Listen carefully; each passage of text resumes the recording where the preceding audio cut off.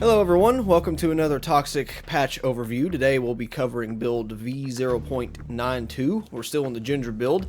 I'd expect this video to run a little bit shorter, probably quite a bit shorter than some of the past ones I've made, because this patch wasn't exactly huge or earth-shattering, but added a new map, new game mode, and a few other fixes, so let's hop right into it. So the map added is called Castello. It's kind of a medieval castle theme once you're inside the map, but a lot of the surrounding environment is kind of looks high, high class spritzy yachts and pools and that kind of thing. So it's kind of a cool mashup as far as the aesthetics goes. The map plays pretty simplistically, not a whole lot of like secret areas or anything to explore. And it's certainly not my favorite map they've added, but it's still high quality and it'll be nice to throw into rotation. Currently, the only thing playable on this map is the new game mode, Area Domination. Now, Area Domination is only team-based, just like any other, domination mode that you've seen in recent shooters. The only thing different compared to such as like Call of Duty or Battlefield is as soon as you walk into the domination point, you capture it immediately.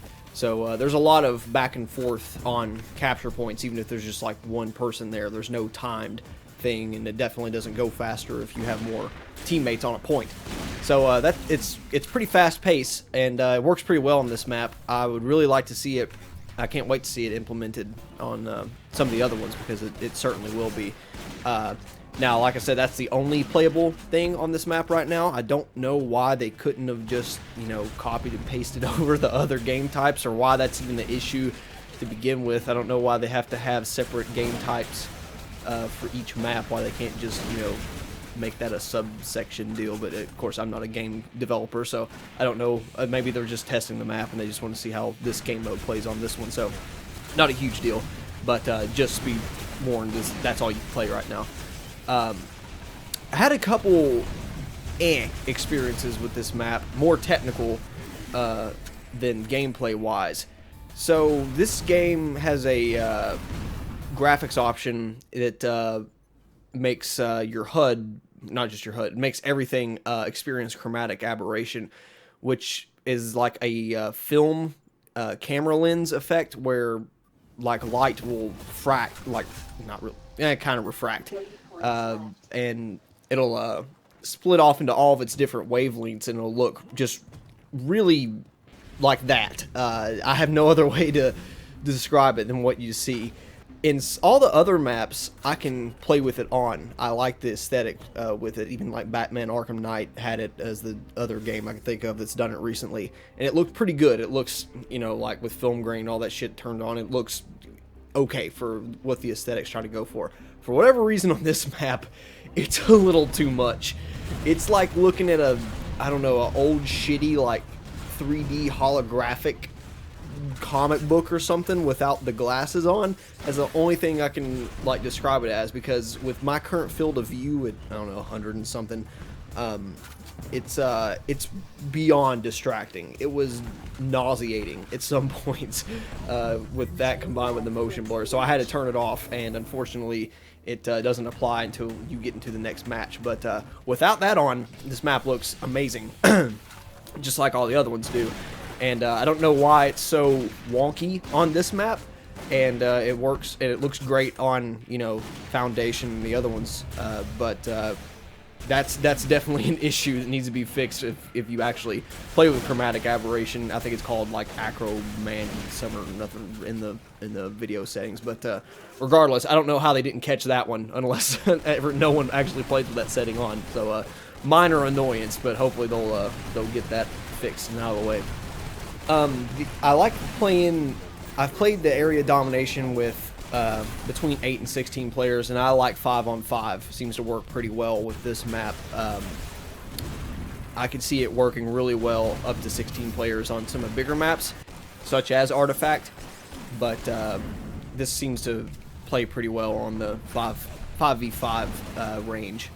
Now, in addition to that, they've also added a couple other things, most of which I didn't notice whatsoever until I read the patch notes. One of which is there's a new in-game chat lobby, and I did notice that because there's like a little chat symbol thing when you pause the game. So you want to just chat through the lobby, you can do that now through that dedicated client. There's also scalable HUD, which is pretty cool. I don't know if beforehand HUD was tied directly to your resolution. I'd assume it is, like most games. And I play on 1527p, which if you do the math is exactly twice 1080p if you go both directions.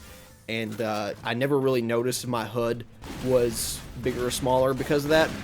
Either way, though, I think that's a pretty cool feature that you can scale it to make it as big or small as you want, especially if you're playing on, you know, because resolutions of monitors are, you know, go between, you know, near 720p all the way up to 4K. So, or if you're a real champ, an ultra wide WQHD monitor. So I think that's really useful. Hopefully it converges on all aspect ratios too. So that's cool. I'll have to check that out because it's not in the footage. The server browser has been improved as far as information displayed. I did notice that immediately. So now it shows the amount of players that's actually in the server, the amount of bots that's in the server, and the amount of max players. So you'll see like 2 and then in parentheses a number, and that's how many bots. So that's pretty useful. I didn't realize what it meant until I actually jumped in the server, but I was able to figure it out pretty quick. I like that feature a lot. And just a couple little things added to the HUD, like tells you how many boosts you have. You have a jetpack, which is good. I used to remember it was like 3 or 4, but and now it tells you if you're carrying the cell in cell capture. They're located in the lower left-hand corner of the screen. You'll be able to see that here in the cell capture gameplay. There's a couple other random fixes that weren't a huge deal, mainly just, you know, bug squashes. But the last biggest change, which I never, like, it somewhat clicked with me, but then when I read it, I was like, oh, that's a big fucking deal. So scoreboard used to be on F1, and tab used to show, like, I think the map information, just a bunch of extraneous bullshit.